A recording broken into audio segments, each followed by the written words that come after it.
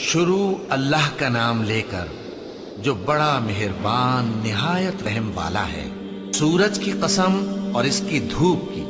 اور چاند کی جب وہ اس کے پیچھے چلے، اور دن کی جب وہ اسے روشن کر دے، اور رات کی جب وہ اسے چھپا لے، اور آسمان کی اور اس ذات کی جس نے اسے بنایا، اور زمین کی اور اس ذات کی جس نے اسے پھیلایا،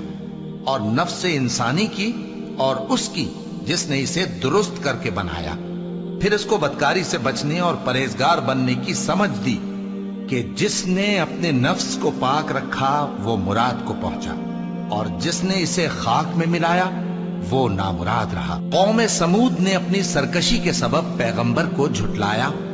جب ان میں سے ایک نہایت بدبخت اٹھا تو اللہ کے پیغمبر صالح نے ان سے کہا کہ اللہ کی اونٹنی اور اس کے پانی پینے کی باری سے خبردار رہو، مگر